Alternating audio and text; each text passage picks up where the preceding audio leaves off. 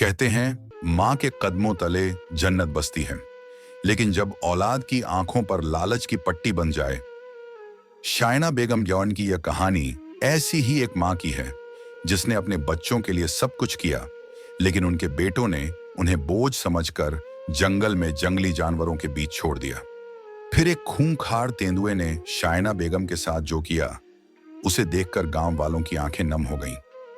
आइए इस दर्द भरी दास्तान को सुने। शायना बेगम भारत के एक पुराने गांव मोहनपुर बाणिशन के किनारे बनी एक पुरानी हवेली में रहती थीं। हवेली की दीवारें और दरवाजे समय की मार झेलते हुए भी खड़े थे, जैसे बीते सुनहरे दिनों की गवाही दे रहे हों, जब इस घर में हंसी खुशी का आलम था।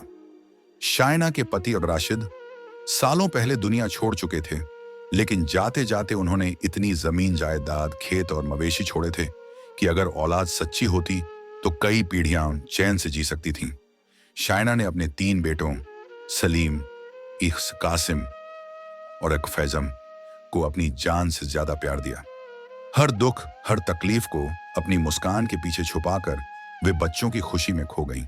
सुबह उठकर पहले खुदा का शुक्र करती, फिर बेटों के लिए नए सपने बुनती। अकेले खेत संभाले, मवेशियों की देखभाल की, घर का हिसाब किताब रखा और हर जिम्मेदारी बखूबी निभाई। गांव वाले उनकी मिसाल देते, कहते, ऐसी औरत को खुदा सलामत रखे जो शेरनी की तरह अपने बच्चों को पाल रही है। जब बेटे जवान हुए, शायना ने बड़े प्यार से उनके लिए अच्छे घरों से बहुएं लाईं। उनके कोई बेटी नहीं थी, लेकिन बेटों को वो अपनी जान से ज्यादा चाहती थी। गांव में उनकी इज्जत थी और उनके घर में हमेशा रौनक रहती। हर त्योहार पर गांव वाले उनके घर आते और शायना सबका पेट भरती। लेकिन अब बुढ़ापा उनके दरवाजे पर दस्तक दे रहा था। उनके हाथ पैर पहले जैसे तेज नहीं रहे, फिर भी वे घर का काम करती और बेटों को एकजुट रखने की कोशिश करती। वे कहा करती, मेरे बेटे मेरी जन्नत हैं, जब तक मैं हूं वे अलग नहीं होंगे। लेकिन वक्त उनकी इस सोच को बदलने वाला था। बहुओं का व्यवहार बदलने लगा। पहले जो बड़े अदब से बात करती थीं, अब ताने मारने लगी। शायना का दिल टूटता, लेकिन वे चुप रहती। सोचती, मेरे बेटे तो मेरे हैं, ये बहुएं क्या करेंगी। गांव में उनकी इज्जत बरकरार थी, लेकिन घर का माहौल धीरे धीरे जहरीला हो रहा था। सलीम की बीवी जरीना गांव की सबसे चालाक औरत मानी जाती थी। कासिम की बीवी नूरी हर वक्त जायदाद की बात करती। छोटे बेटे फैज की बीवी आसिया थोड़ी सीधी थी, लेकिन बाकी दोनों बहुओं के सामने उसकी नहीं चलती थी। तीनों बहुएं मिलकर शायना को ताने मारती। अम्मी, आप अब बूढ़ी हो गईं, आराम करें, घर का काम हम देख लेंगे, जरीना कहती, लेकिन उसकी बातों में चुभन होती। नूरी तो खुलकर कहती, अम्मी, अब जायदाद का क्या करेंगी, बेटों के नाम कर दें, हम सब संभाल लेंगे। शायना सुनती और चुप रहती। कहती, मेरे जीते जी मेरे बेटे अलग नहीं होंगे। जायदाद सबकी है, लेकिन मेरे बाद अभी मैं हूं, सब मेरे साथ रहेगा। बहुओं को यह बात नागवार गुजरी। वे सोचती थीं कि शायना जितनी देर झेंगी, उतनी देर उनकी राह में रुकावट रहेंगी। एक रात जब शायना सो रही थीं, तीनों बहुएं में रसोई में बैठकर सलाह करने लगीं। जरीना ने फुसफुसाते हुए कहा, अगर अम्मी ने जायदाद अपने नाम रखी तो हमें कुछ नहीं मिलेगा। नूरी ने गुस्से में कहा, हाँ, और वो कहती हैं कि बेटे अलग नहीं होंगे, हमें बेवकूफ बना रही हैं।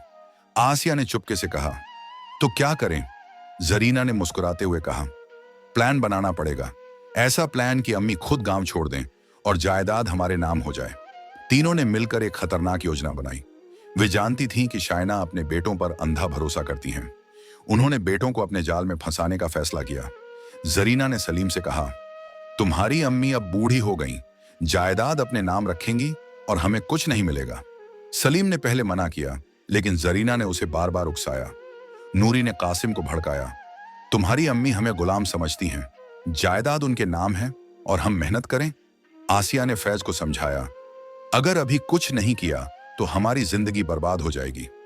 धीरे धीरे तीनों बेटे बहुओं की बातों में आ गए।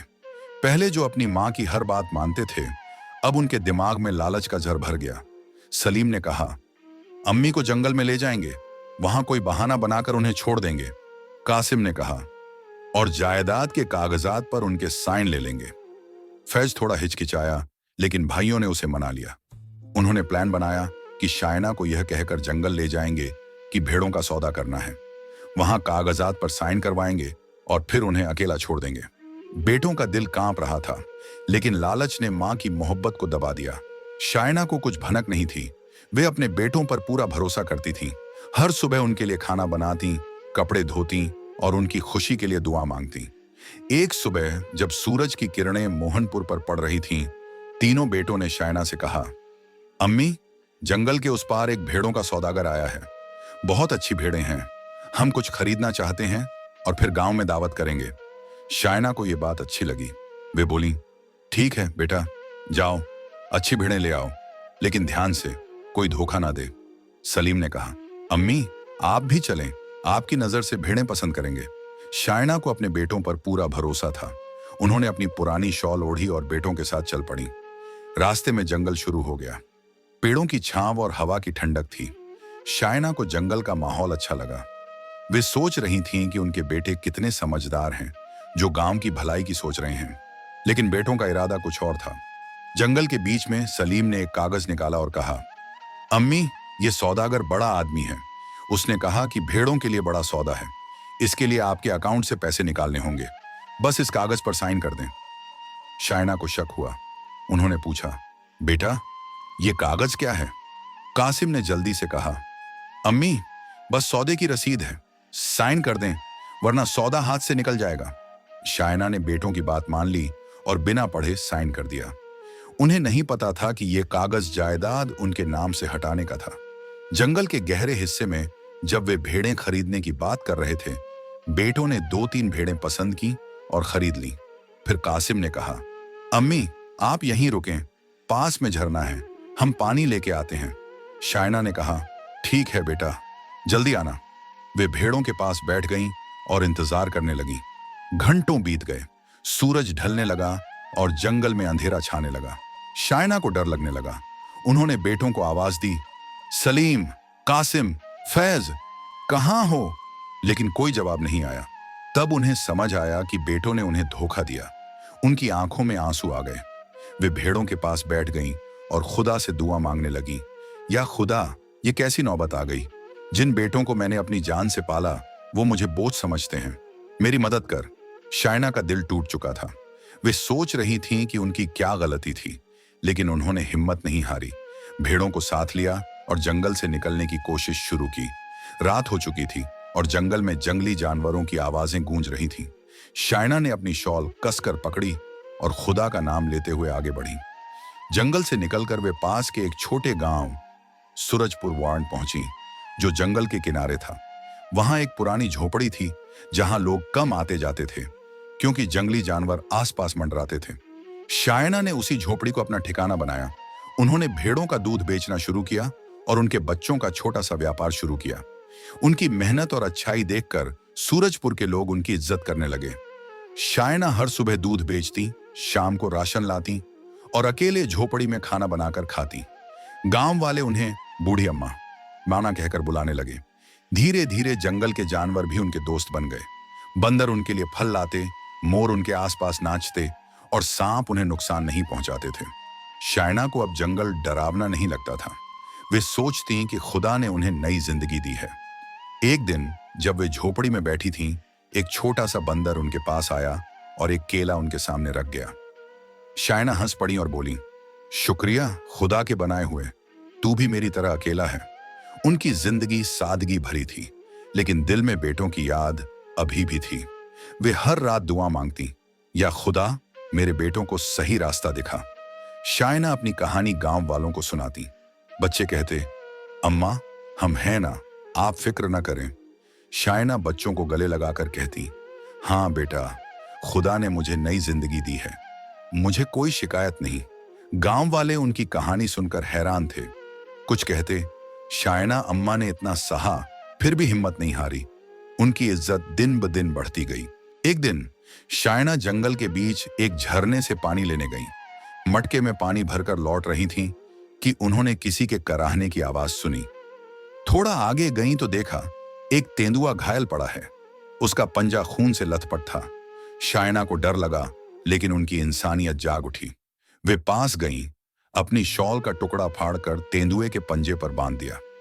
तेंदुए ने उनकी तरफ देखा और उसकी आंखों में एक अजीब सी चमक थी। शायना ने कहा, जा, खुदा का बनाया हुआ, तुझे भी उसने भेजा है। तेंदुआ चुपचाप चला गया। शायना झोपड़ी में लौटी और उस रात खूब दुआ मांगी। गांव वालों को जब यह बात पता चली, वे हैरान रह गए। कुछ बोले, शायना अम्मा का दिल इतना बड़ा है कि तेंदुआ भी उनकी इज्जत करता है। उनकी ये छोटी सी मदद एक बड़े इंसाफ की शुरुआत थी। कुछ दिन बाद तेंदुआ फिर शायना के पास आया। वे झोपड़ी के बाहर बैठी थीं, बेटों के बचपन को याद कर रो रही थीं। या खुदा, मैंने कौन सा गुनाह किया कि मेरे बेटों ने मुझे ये सजा दी।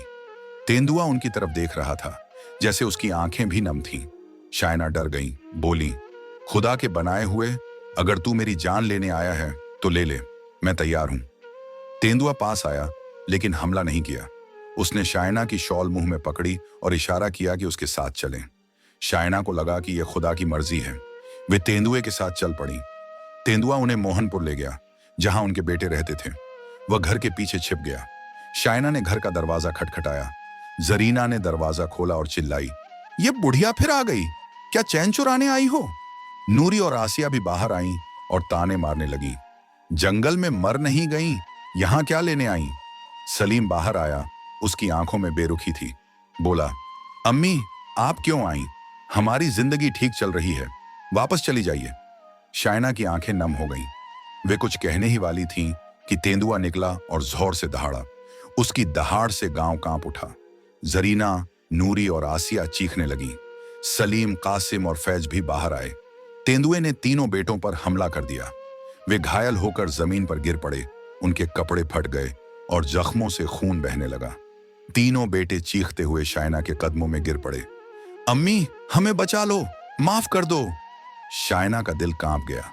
आंसुओं के साथ उन्होंने तेंदुए से कहा, बस बेटा, इन्हें छोड़ दे, मैं इन्हें माफ करती हूं। तेंदुआ रुक गया। उसने सिर झुका लिया। बेटे फूट फूट कर रोने लगे। बहुएं भी सिर झुकाकर खड़ी हो गईं। गांव वाले शोर सुनकर इकट्ठा हो गए। ये मंजर देखकर उनकी आंखें नम हो गईं। एक बुजुर्ग बोला, शायना अम्मा, आपके आंसू खुदा ने सुने। ये तेंदुआ आपके इंसाफ के लिए भेजा गया है। शायना ने कांपते हाथों से तेंदुए के सिर पर हाथ फेरा और उसे गले लगाया। तेंदुआ भी जैसे अपनी मां से लिपट गया। तभी जंगल से एक अजीब सी हलचल हुई। हाथी, मोर, बंदर, सांप सब जैसे शायना को सलाम करने आए।